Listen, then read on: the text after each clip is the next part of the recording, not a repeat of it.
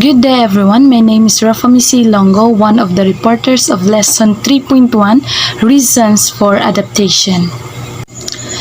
Canningsworth draws a knowledge of learner styles and the learners as a whole, consideration which are absent from McDonough and Show's list. According to Canningsworth, adaptations depends on factors such as the dynamic of the classroom. Classroom dynamic involves the interaction between students and teachers in a classroom setting. The purpose of this is to learn how to set up a positive classroom atmosphere where students feel comfortable learning and communicating with other students and with the teacher. Next, the personalities involved. Personality may influence learning indirectly through attitudes and motivations, which create particular conceptions of learning, learning investment, and preferred ways to learn. Personality also influences how a student behaves in an educational context, which is another influential factor in learning outcomes. The constraints imposed by syllabuses. Constraints are rules and restrictions concerning the ways in which syllables can be created in a language. Say for instance, considerations which constrains a syllabus could be whether the course meets every day, how much time is allotted for each class, whether the instructor requires outside work such as online instruction within class being reserved for questions and discussions, which topics will be covered, when and how.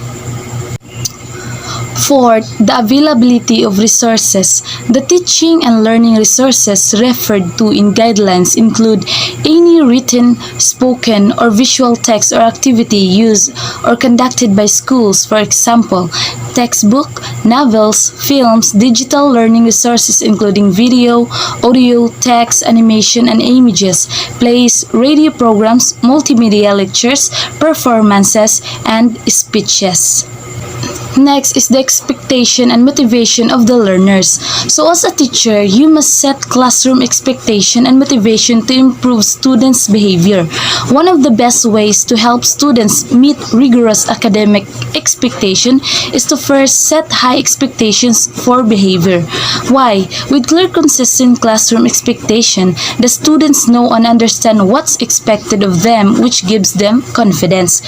Second, the students monitor themselves and take more responsibility for their behavior and their learnings.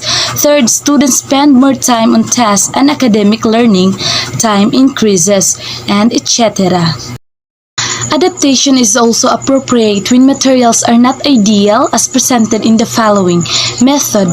Example, an exercise may be too mechanical, lacking in meaning, too complicated.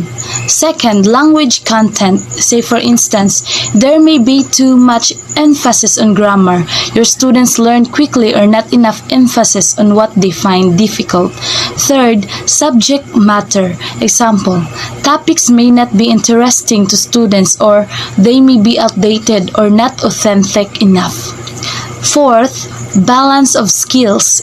Say for instance, there may be too much emphasis on skills in the written language or skills in the spoken language, or there may not be enough on integrating skills.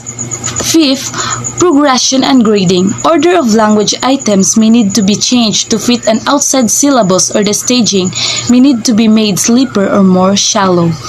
Next is cultural content. Cultural references may need to be omitted or changed. Lastly, image. A course book may project an unfriendly image through poor layout, low quality, visuals, and etc.